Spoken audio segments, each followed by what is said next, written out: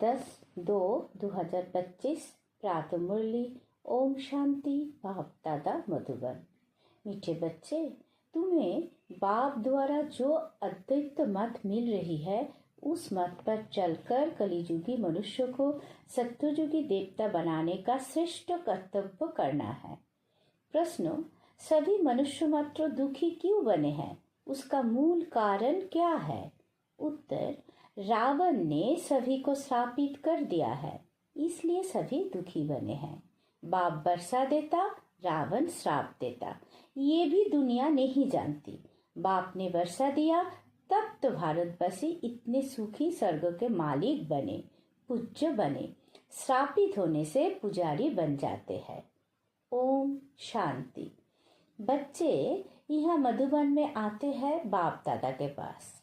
Hall में जब आते हो, देखते हो पहले पहले भाई बैठते हैं, फिर पीछे देखते हो बाप दादा आया हुआ है तो बाप की याद आती है। तुम हो प्रजापिता ब्रह्मा के बच्चे, ब्राह्मण और ब्राह्मणिया। वो ब्राह्मण तो ब्रह्मा बाप को जानते ही नहीं है। तुम बच्चे जानते हो बाप जब आते हैं तो ब्रह्मा विष्णु शंकर भी जरूर चाहिए। कहते ही है त्रिमूर्ति शिव भगवान उवाच। आप तीनों द्वारा तो नहीं बोलेंगे ना। ये बातें अच्छी रीति बुद्धि में धारण करनी है। बेहद के बाप से जरूर स्वर्गों का वर्षा मिलता है। इसलिए सभी भक्त भगवान से क्या चाहते हैं? जीवन मुक्ति। अभी है जीवन बंध। सभी बाप को याद करते हैं कि आकर इस बंधन से मुक्त करो। अभी तुम बच्चे ही जानते हो कि बाबा आया हुआ है। कल्प कल्प बाप आते हैं, पुकारते भी है तुम मात पिता, परंतु इसका अर्थ तो कोई भी नहीं समझते। निराकार बाप के लिए समझ लेते हैं, गाते हैं, परंतु मिलता कुछ भी नहीं है। अभी तुम बच्चों को उनसे वर्षा मिलता है, फिर कल्प बाद मिलेगा। बच्चे जानते हैं बाप आधा कल्प के लिए आकर वर्षा देते हैं और रावण फिर श्राप देते हैं। ये भी दुनिया नहीं जानती कि हम सभी श्रापित है। रावण का श्राप लगा हुआ है, इसलिए सभी दुखी है। भारतवासी सुखी थे। कल इन लक्ष्मी नारायण का राज्य भारत में था। देवताओं के आगे माथा टेकते हैं, पूजा करते हैं, परंतु सत्ययुग कब था ये किसी को पता नहीं। आप देखो लाखों वर्षों की आयु सिर्फ सत्ययुग की दिखा दी है, फिर त्रेता की, द्वापर, कलियुग की। उस हिसाब से मनुष्य कितने ढेर हो जाए। सिर्फ सत्ययुग में ही ढेर मनुष्य हो जाए, कोई भी मनुष्य की बुद्धि में नहीं बैठता है। बाप बैठ समझाते हैं कि देखो गाया भी जाता है, 33 करोड़ देवताएं होते हैं। ऐसे थोड़ी ही वो कोई लाखों वर्ष में हो सकते हैं। तो ये भी मनुष्य को समझाना पड़े। अभी तुम समझते हो कि बाबा हमको स्वच्छ बुद्धि बनाते हैं, रावण म्लेच्छ बुद्धि बनाते हैं।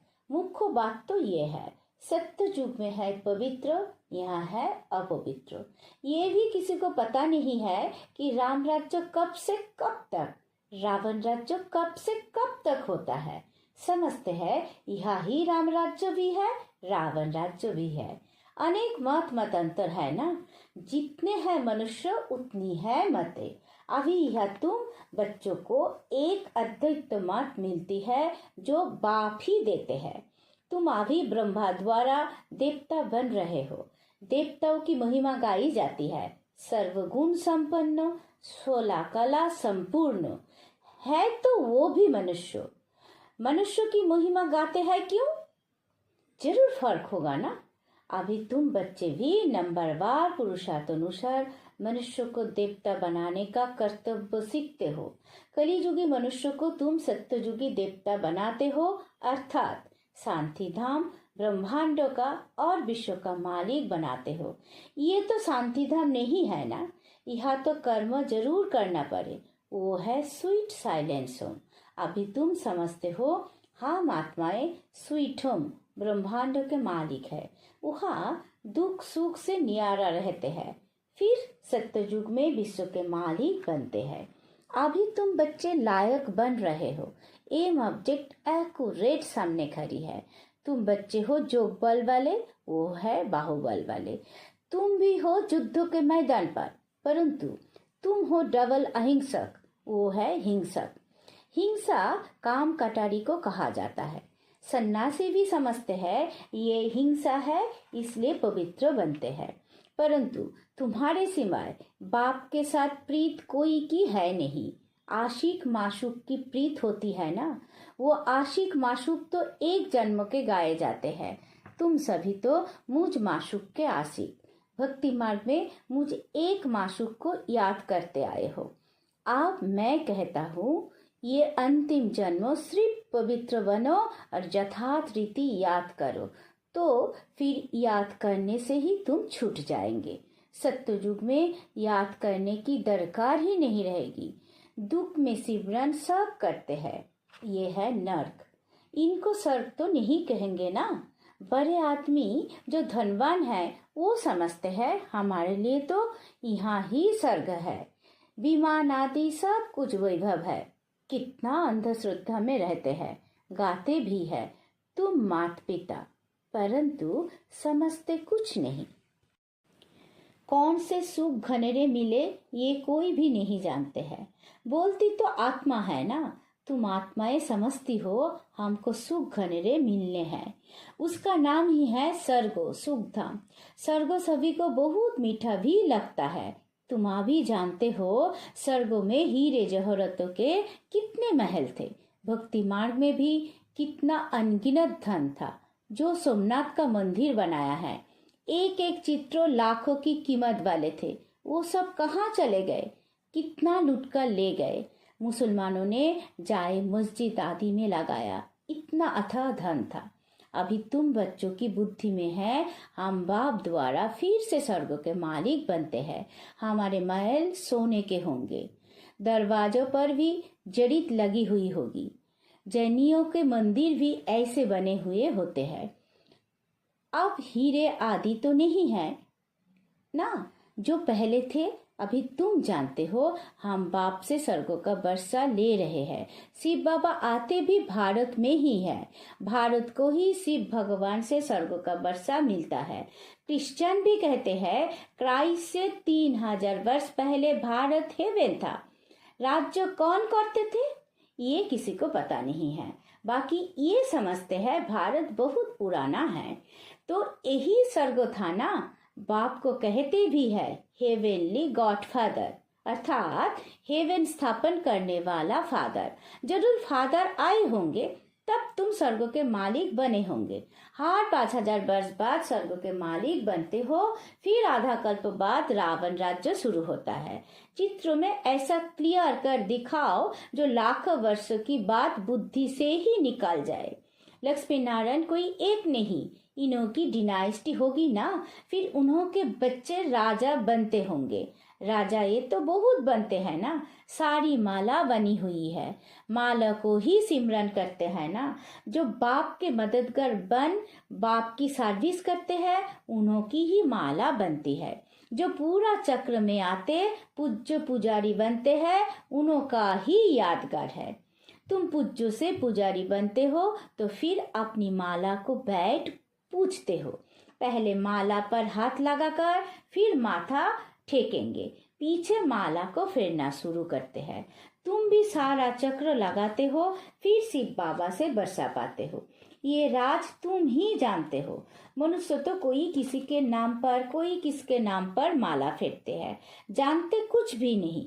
अभी तुमको माला का सारा ज्ञान है और कोई को ये ज्ञान नहीं। क्रिश्चियन थोड़ी ही समझते हैं कि ये किसकी माला फेरते हैं। ये माला है ही उन्हों की जो बाप के मददगार बन सर्विस करते हैं। इस समय सब पतित है। जो पावन थे वो सब यहाँ आते आते अब पतित बने हैं। फिर नंबर बार सब जाएंगे, नंबर बार आते हैं, नंबर बार जाते हैं। कितने समझने की बातें हैं। ये झाड़ है, कितने डाल डालिया मठ पंथ है। अभी ये सारा झाड़ खलास होना है, फिर तुम्हारा फाउंडेशन लगेगा। तुम हो इस झाड़ के फाउंडेशन। उसमें सूर्यवंशी चंद्रवंशी दोनों हैं। सत्ययुग त्रेता में जो राज्य करने वाले थे उनका अभी धर्म ही नहीं है, सिर्फ चित्र है। जिनके चित्र है उन्हों की बायोग्राफी को तो जानना चाहिए ना। कह देते फलाने चीज लाखों वर्ष पुरानी है। अब वास्तव में पुराने ते पुराना है आदि सनातन देवी देवता धर्म। उनके आगे तो कोई चीज हो नहीं सकती। बाकी सब 2500 वर्ष की पुरानी चीजें होंगी। नीचे से खोद कर निकालते हैं ना। भक्ति मार्ग में जो पूजा करते हैं वो पुराने चित्र निकालते हैं, क्योंकि आर्टक्वेक में सब मंदिर आदि गिर पड़ते हैं, फिर नए बनते हैं। हीरे सोने आदि की खनियां जो अभी खाली हो गई है वो फिर वहां भर्ती हो जाएगी। ये सब बातें अभी तुम्हारी बुद्धि में है ना। बाप ने वर्ल्ड की हिस्ट्री जियोग्राफी समझाई है। सत्ययुग में कितने थोड़े मनुष्य होते हैं, फिर वृद्धि को पाते हैं। आत्माएं सब परमधाम से आती रहती है। आते आते झाड़ बढ़ता है। फिर जब झाड़ जर्जरीभूत अवस्था को पाता है तो कहा जाता है राम गयो रावण गयो, जिनका वह परिवार है। अनेक धर्म है ना। हमारा परिवार कितना छोटा है, ये सिर्फ ब्राह्मणों का ही परिवार है। वो कितने अनेक धर्म है जनसंख्या बतलाते हैं ना। वो सब है रावण संप्रदाय। ये सब जाएंगे, बाकी थोड़े ही रहेंगे। रावण संप्रदाय फिर स्वर्गों में नहीं आएंगे, सब मुक्तिधाम में ही रहेंगे। बाकी तुम जो पढ़ते हो वो नंबर 1 आएंगे स्वर्ग में। अभी तुम बच्चों ने समझा है कैसे वो निराकारी झाड़ है, ये मनुष्य सृष्टि का झाड़ है। ये तुम्हारी बुद्धि में है। पढ़ाई पर ध्यान नहीं देंगे तो इम्तिहान में नापास हो जाएंगे। पढ़ते और पढ़ाते रहेंगे तो खुशी भी रहेगी। अगर बीकार में गिरा तो बाकी ये सब भूल जाएगा। आत्मा जब पवित्र सोना हो तब उसमें धारणा अच्छी हो। सोने का बर्तन होता है पवित्र गोल्डन। अगर कोई पतित बना तो ज्ञान सुना नहीं सकता। अभी तुम सामने बैठे हो, जानते हो गॉड फादर शिव बाबा हम आत्माओं को पढ़ा रहे हैं। हम आत्माएं इन ऑर्गन्स द्वारा सुन रही है। पढ़ाने वाला बाप है। ऐसी पाठशाला सारी दुनिया में कहाँ होगी। वो गॉड फादर है, टीचर भी है, सदगुरु भी है। सबको वापस ले जाएंगे। अभी तुम बाप के सम्मुख बैठे हो। सम्मुख मुरली सुनने के कितना फर्क है। जैसे ये टेप मशीन निकली है, सबके पास एक दिन आ जाएगी। बच्चों के सुख के लिए बाप ऐसी चीजें बनवाते हैं, कोई बड़ी बात नहीं है। ये सांवल शाह है ना, पहले गोरा था अभी सांवड़ा बना है, तब तो श्याम सुंदर कहते हैं। तुम जानते हो हम सुंदर थे, अब श्याम बने हैं, फिर सुंदर बनेंगे। सिर्फ एक क्यों बनेगा? एक को सर्पों ने डसा क्या? सर्प तो माया को कहा जाता है ना। बीकार में जाने से सांवड़ा बन जाते हैं। कितनी समझने की बातें हैं। बेहद का बाप कहते हैं गृहस्थ व्यवहार में रहते ये अंतिम जन्म फरमाई से मेरे सदके पवित्र बनो। बच्चों से ये भीख मांगने हैं, कमल फूल समान पवित्र बनो और मुझे याद करो तो ये जन्म भी पवित्र बनेंगे और याद में रहने से पास्ट के विकर्म भी विनाश होंगे। ये है जोग अग्नि, जिससे जन्म जन्मांतर के पाप दग्ध होते हैं। सत प्रधान से सत्व रजो तमो में आते हैं तो कला कम हो जाती है, खाद पड़ती जाती है। अब बाप कहते हैं सिर्फ माँ में कम याद करो, बाकी पानी की नदियां में स्नान करने से थोड़ी ये पावन बनेंगे। पानी भी तत्व है ना, 5 तत्व कहे जाते हैं। ये नदियां कैसे पतित पावनी हो सकती है? नदियां तो सागर से निकलती है, पहले तो सागर पतित पावन होना चाहिए ना। अच्छा, मीठे मीठे सिक्की लथे बच्चों प्रति माता पिता बाप दादा का याद प्यार और गुड मॉर्निंग। रूहानी बाप की रूहानी बच्चों को नमस्ते। हम सब रूहानी बच्चों की रूहानी माता पिता बाप दादा को याद प्यार गुड मॉर्निंग, नमस्ते नमस्ते नमस्ते। धारणा के लिए मुख्य सार। पहला पॉइंट, विजय माला में आने के लिए पाप का मददगार बन सर्विस करनी है। एक माशूक के साथ सच्ची प्रीत रखनी है। एक को ही याद करना है। दूसरा, अपनी एक्यूरेट एम ऑब्जेक्ट को सामने रख पूरा पुरुषार्थ करना है। डबल अहिंसक बन मनुष्य को देवता बनाने का श्रेष्ठ कर्तव्य करते रहना है। वरदान, विजयीपन के नशे द्वारा सदा हर्षित रहने वाले सर्व आकर्षणों से मुक्त भव। विजयी रत्नों का यादगार बाप के गले का हार आज तक पूजा जाता है, तो सदा यही नशा रहे कि हम बाबा के गले का हार विजयी रत्न है। हम विश्व के मालिक के बालक है। हमें जो मिला है वो किसी को भी मिल नहीं सकता। ये नशा और खुशी स्थायी रहे तो किसी भी प्रकार की आकर्षण से परे रहेंगे। जो सदा विजयी है वो सदा हर्षित है। एक बाप की याद के ही आकर्षण में आकर्षित है। स्लोगन, एक के अंत में खो जाना अर्थात एकांतवासी बनना।